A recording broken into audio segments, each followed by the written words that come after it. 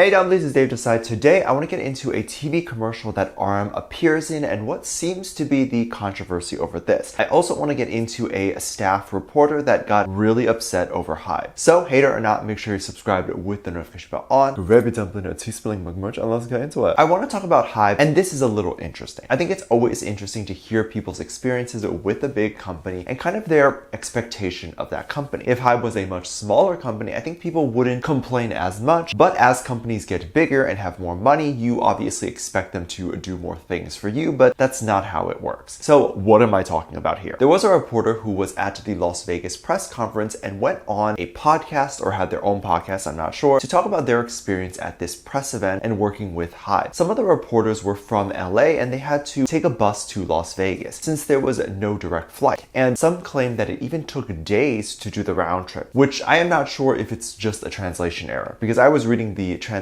transcript of the conversation. But there was a lot of controversy of reporters even being at the press event, like claims that HYBE was bribing them or something of this sort. But there are laws against this, and of course HYBE would not do this. Also, this makes less sense as a bribe, given the news reporter then went on the podcast and was not happy with the bus ride, and even mentioned that he was left behind at the airport and maybe wasn't notified of the bus situation. And then the reporter claimed that HYBE knew that this reporter was missing on the bus, but the bus took off anyway. Of course, there is no way to verify if this is true or not, but if this was a bribe, there would definitely be a different picture painted of HYBE right now. A lot of people think that the press event was specifically to promote the Las Vegas BTS concert or comeback, but this is not the case. They think this because BTS was at the event, but many people forget that BTS are big shareholders in HYBE, so they appear at these events to answer some of the reporters' possible questions. Also, given that BTS's career has literally a direct impact on the company's stock and income, they should be present to answer questions about their future and how that impacts the company. The press event was for HYBE to talk about what they were going through. Again, this was not a BTS press event. But the main thing that seemed to really upset the news reporter was when HYBE was asked about BTS's enlistment, as that has a direct impact on HYBE's stock and was also heavily reported on during that brief time period. HYBE's answer was something along the lines of the members are feeling anxious about this and they wish the government would hurry up and just make a decision. And I mean, this is kind of how we all feel, but the issue was the reporter didn't like this answer. They felt the answer was very unprofessional, saying that this put pressure on the government and also was trying to use BTS as a shield instead of owning up to it themselves, basically saying that HYBE kept quiet about it for so long and this was kind of them throwing BTS under the bus now. I feel like this has to be a cultural thing that obviously I am not familiar with, because I don't see this at all as throwing BTS under the bus. But yes, this puts pressure on the government, because how long have we all been talking about this enlistment thing and we still don't have an answer? The whole complaint that was made felt a bit like a stretch, and the reporter was just looking for something to say. I was reading this and every so often it translated to say, and the reporter was baffled when HYBE said this. And then I'd read what they were baffled by and it's HYBE saying BTS members are anxious over the enlistment. Yeah, I'd be anxious too. They obviously don't want to go. I don't see anything wrong with this answer. Maybe it's a translation thing. The reporter went as far as to say the CCO of HYBE, who gave this answer, should have been fired, and then saying that even BTS's loyalty is better than HYBE's loyalty to BTS, because the boys answered the military question to say whatever's HYBE's decision is, they will abide by it, but HYBE's decision is going to be based on the government's decision, unless the reporters are saying that HYBE should just force the boys to go now. I don't understand what the point is. I read the transcript over like 30 times and I still don't see what the issue is, and it was said or translated in such a confusing and dramatic way that it makes you feel like, oh, this company must be so bad. And it's like, if you really think about what is actually being said, you'd be like, that's not that bad. So do you think that this reporter should have angrily reported HYBE, or do you believe it was a bit of a stretch and or should not have done it? I want to hear your opinion. There was a lot of drama that I woke up to this morning. We were blessed, for one, with a commercial by RM. Well, it wasn't completely by him, but it was narrated, and it was for the FIFA World Cup thing, or believed to be. People think the Super Bowl is a big deal, but FIFA was believed to have had over 1 billion people watching live, while Super Bowl at most was like 300 million. So FIFA is a bigger deal and a lot more. And typically everyone from around the world will tune in to FIFA, but mostly only Americans care about Super Bowl. The commercial itself was beautiful. It was a Hyundai commercial talking about what their goals are, which is fitting for the event. They kind of did a play on the word goal, like saying, what is a good goal? And showing some some good soccer goals, but then saying that Hyundai has a different goal, which is sustainability and electric cars, I guess. And this script was all read by RM. There's nothing wrong with this commercial. The issue a lot of people are having is the fact that it could be aired or likely may be aired during the FIFA event. Now, just some quick backstory on FIFA and what the controversy was in the last year or so. FIFA needs a place to host the sporting event, and they will usually go and look for a good place. For this year in 2022, it was believed that FIFA will take place in Qatar. Every single nation, every single place on earth would love to host a FIFA in their area because the amount of attention Qatar will receive and possibly the amount of tourism they will receive from the people going to the stadium to watch FIFA or even just to join in on the celebration parties. This is all going to drive so many people to fly over there and bring a lot of money to their economy. If you simply look at how much money the Super Bowl brings in for hotels in the Super Bowl area, you'd see how much of a driving force to the economy these types of sporting events contribute to. This is all well and dandy, but Qatar is known to be a little homophobic, to say the least. It is very illegal there to be gay, and in some cases, at least in the past, it was believed you could receive the death penalty. Then it was mentioned that the gay athletes should not be scared to fly into Qatar for the game, but obviously you can imagine they may be a bit nervous, given that at the very least, most normal gay people can hide that they're gay by not saying that they're gay, but famous athletes are going to have a tougher time with that as their coming out story is probably plastered all online. Now, how does this tie into the commercial? Well, since it's believed that the Hyundai commercial will air with FIFA, and since people believe FIFA supports Qatar, which is why they're hosted there, they don't want anything associated remotely that is homophobic with BTS. And some people are quite mad at RM and HYBE for even agreeing to do this. I saw some people talk about how HYBE should have turned down the commercial once they knew it was going to be aired during FIFA, but one, I don't know if it was confirmed that it will be aired, but also if it is aired, this would be the decision of Hyundai, not BTS. If BTS are the ambassadors of Hyundai, then the contract will likely say that whatever Hyundai asks you to do, you have to do. This includes a commercial. Qatar and homophobia laws are weird to me. I mean, it's more than weird, but let's say you're president or someone powerful enough to change the law, which is unlikely unless you're born into the family because Qatar is a monarchy government. But let's just say you're king and you're thinking, I want gay people to be legal in Qatar. In most places, laws can't simply just change like that. Even if you agree, people around you have to agree, and definitely the citizens have to agree. If you simply pass a gay marriage law, but the priests and people of Qatar are against it, you wouldn't be able to get married anyway because you'll be gated by these people. And these people won't officially ordain you, or you won't be able to find a church to host the wedding. The first rule for any laws to change and for actual society change is there already needs to be a big mass support for this publicly. And I don't know if Qatar is fully at that place yet. Does this mean that commercials and events should not be hosted there? I'm curious to hear your thoughts. Should people who are for LGBT not be allowed to showcase themselves in Qatar because they don't want to be seen as homophobic? Is that the correct thing to do? Like, should RM not be in the commercial? Would this help anything? I feel like RM in the commercial could help get more Qatar people more aware of him and BTS, and if that person decides to become a fan of BTS, then they may realize, well, BTS supports gay people, maybe I can too. And then there can be a slow integration of LGBT stuff in Qatar, and eventually things will change. Do you think it's homophobic to have a commercial air in FIFA? I'm very curious to hear your thoughts. Let me know what you think. Make sure you check out my Patreon for more videos. Link down below. I think it says the lovely comment right here.